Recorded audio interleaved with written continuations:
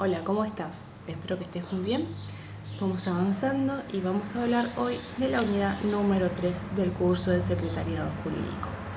Hoy vamos a hablar de los actos de transmisión. ¿Qué son los actos de transmisión? Son las comunicaciones que nosotros necesitamos realizar con finalidad de poner en conocimiento de las partes, de terceros o funcionarios, una petición formulada en el proceso.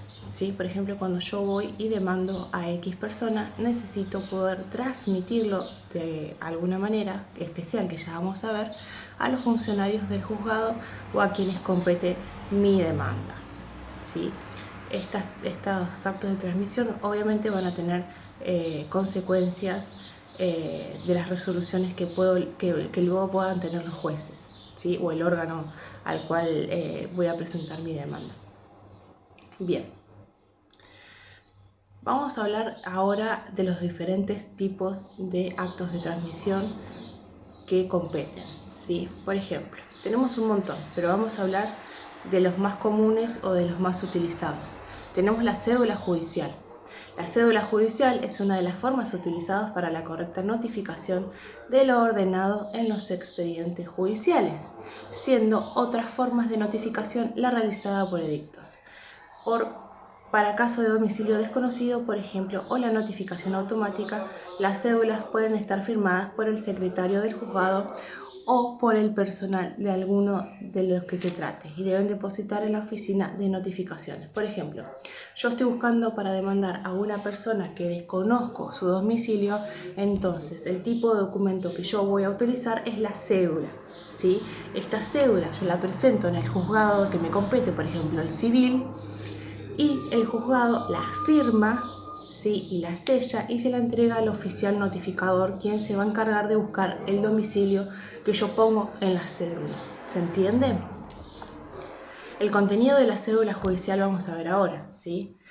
Tiene que tener nombre y apellido de la persona a notificar y su domicilio. Importante, si no, no se puede realizar. Juicio en el que se practica la causa por la que yo estoy buscando a esa persona, ¿sí? Puede ser por alimentos, puede ser porque me deba plata, pueden ser un montón de causales. Juzgado y secretaría que tramite el juicio. Esto lo habíamos visto en la unidad anterior. Es muy importante que se tenga claro el juicio, la secretaría y el juzgado por el que se tramita, ¿sí? Transcripción de la parte pertinente de la resolución. Esto quiere decir que tiene que saber por qué se lo está demandando, por qué se lo está buscando la persona. Si se acompaña copia de otros escritos o documentos. Generalmente la cédula, como todos los documentos que yo presento en el juzgado, tienen que tener una copia, por lo que te comentaba anteriormente. La pueden perder o se puede extraviar.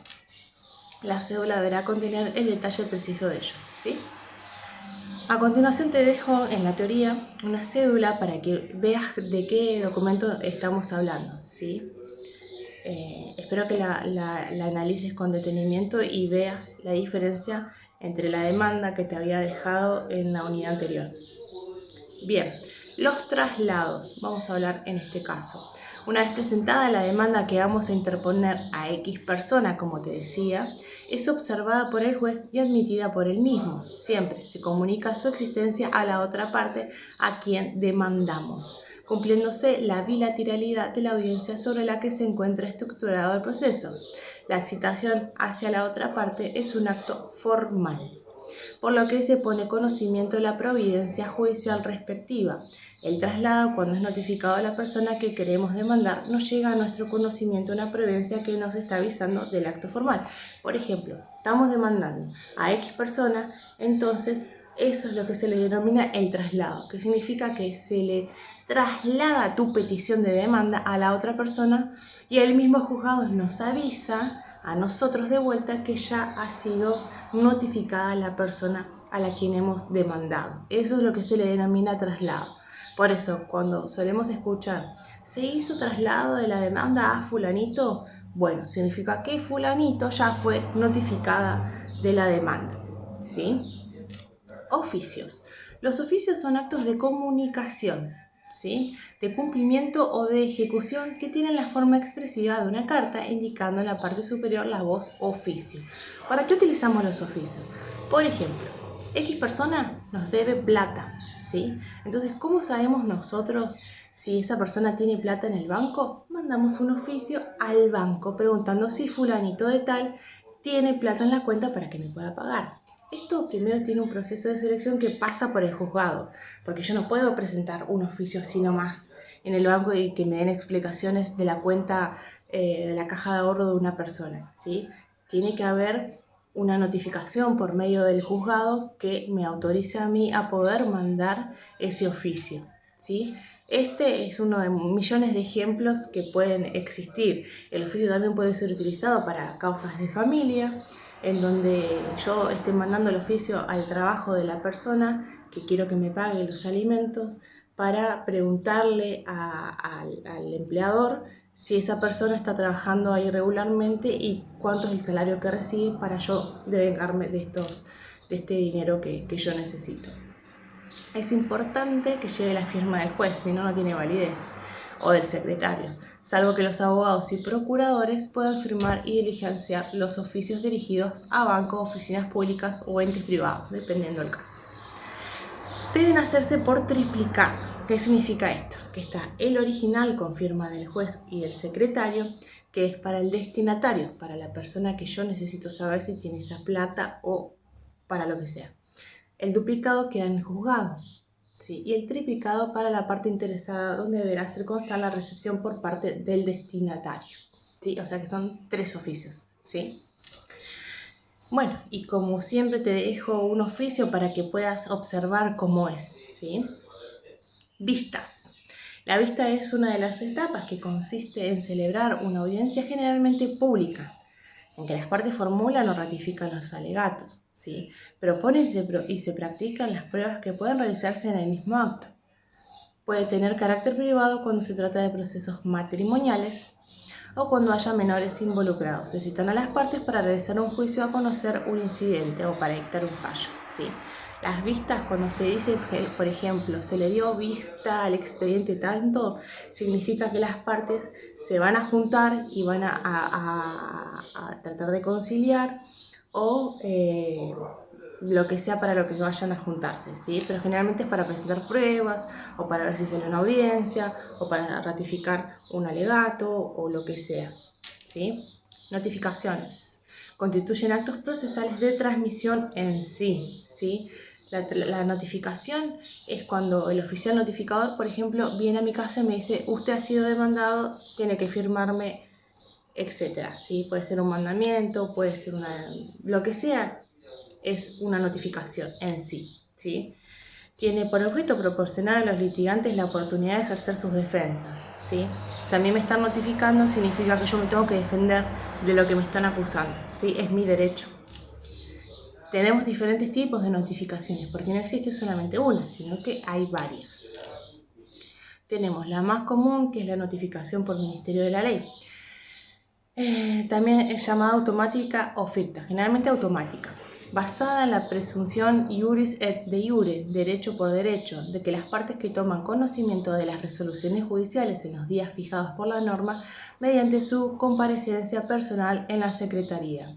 Su razón está dada por la imposibilidad de conminar a las partes para que se comparezcan personalmente a notificarse en el expediente, evitando actuaciones y notificaciones por vía de célula, ¿sí? A las personas que se las implica generalmente son las partes y representantes dentro de los límites de la instancia respectiva, para el actor desde que se provee la demanda y para el demandado desde la notificación del traslado de aquella hasta el dictado de la providencia de autos para sentencia. También se aplica a los terceros que intervengan en forma voluntaria o obligada a partir de su citación a juicio. El modo de la notificación automática generalmente son los martes, es un martes o es un viernes, ¿sí? O sea que a mí, si me notifican un martes, es una notificación automática o un viernes, ¿sí? No se computa esa fecha como notificación automática si no entra en martes o viernes, ¿sí? Sino a partir del próximo día. Por ejemplo, yo dejo una citación en el juzgado para que a fulanito se lo notifique, la dejo un día miércoles. No lo van a notificar ese día miércoles, ¿sí? Sino que van a tener que esperar a que llegue el día viernes para poder notificar a fulanito. ¿Me explico? Dependiendo del día que yo presente la notificación. ¿sí? Después tenemos la notificación tácita, que se produce en aquellos supuestos en que la parte conoce o se presume que ha podido conocer la resolución judicial. El ejemplo clásico es el préstamo del expediente al litigante o a su apoderado, puesto que no se puede desconocer su contenido, o bien la presentación de un escrito donde se hace expresa referencia a la sentencia. Cuando yo pido el expediente, me estoy notificando de todas las providencias o de todos los escritos que la otra parte ya ha dejado, ¿sí? Porque acordate que el expediente no solamente es tuyo, sino que lo estás compartiendo con la otra parte y lo estás compartiendo con el otro letrado, ¿sí? Bien, la notificación personal o por cédula es la más efectiva de todas. Se produce cuando el litigante o su apoderado dejan una nota en el expediente de que se ha notificado determinada resolución. Por ejemplo, recurrimos al juzgado a un expediente que está en letra y al final de la resolución que nosotros vamos a ver, ponemos nuestro nombre, nuestro apellido, firmamos con el día, con la hora y nos estamos notificando automáticamente de esa resolución, ¿sí? Después, notificación expresa consiste en una diligencia asentada en el expediente por la cual el notificado o su representante toman conocimiento del acto de resolución que se les debe notificar, firmando al pie de la constancia que se extiende al oficial primero. La presentación de cualquier otro escrito posterior a la resolución que requiere notificación personal o por cédula no se hace presumir el conocimiento de esta. Lo mismo, nos estamos notificando expresamente de la resolución, la última resolución que sale en el expediente, ¿sí? Notificación mediante examen del expediente. Se fundamenta en la economía procesal, a fin de evitar el malgaste de tiempo y tramitaciones que apareja la notificación por cédula. En la práctica, esta forma de notificación no siempre es cumplida debido a la dificultad de llevar el control estricto del examen del expediente. En la mesa de entrada, supuesto de que el interesado no firmara. Este tipo de notificación te lo pongo para que tengas conocimiento, pero no es algo que sea utilizado en la práctica. Bien. Notificación por edictos. Es un tipo legal de comunicación de las resoluciones judiciales de carácter excepcional, pero eso solo procede en dos situaciones particulares: notificación a personas inciertas y a personas cuyo domicilio se ignore, que son las que salen en el diario, ¿sí? Cuando yo quiero ubicar a una persona y ya agoté todos los medios necesarios, generalmente utilizo el diario de mayor circulación para poder localizar a esa persona, ¿sí? Podés agarrar un diario del día de la fecha y fijarte que esto generalmente es lo que ocurre en muchas situaciones. Luego tenemos las providencias simples. ¿Qué son las providencias simples? Son resoluciones de mero trámite. ¿Qué significa esto? Que tienen por finalidad ordenar e instruir el proceso, ¿sí? No son escritos de gran importancia, sino que, por ejemplo, son las que yo el día de mañana presento un oficio, entonces el juzgado va a sacar una providencia para avisarme que la otra persona, o yo o alguien, presentó un oficio, ¿sí? O sea, son de mero trámite porque te avisan de resoluciones, te avisan de algún tipo de escrito que se esté presentando o cualquier cosa que se esté presentando en el expediente. Estas providencias simples son las que nos van a avisar a nosotros. Bien, el cargo. ¿Qué es el cargo? Cuando realiza un escrito judicial siempre debe ponerse al pie la palabra C, que indica que es un cargo, que significa que es una copia, ¿sí? Como te dije antes, todos los escritos llevan consigo una copia obligatoriamente que el juzgado nos tiene que sellar con la fecha del día y con el horario. La carta documento es un servicio mediante el cual se envía una carta a través de una empresa de servicios y que posee valor legal o valor federal. ¿Qué quiere decir esto? Generalmente lo hacemos a través del correo, en donde encontramos que las cartas documento están para que nosotros podamos hacer uso de ellas, ¿sí? Generalmente cuando vamos a renunciar, armamos una carta de documento y la mandamos a nuestro empleador para que esta persona tome conocimiento. Generalmente suelen ser gratuitas, ¿sí? Bien, espero que hayas podido entender esta unidad donde vimos los diferentes tipos de documentos que existen y los actos de transmisión para que se pueda hacer efectivo nuestro derecho al reclamo.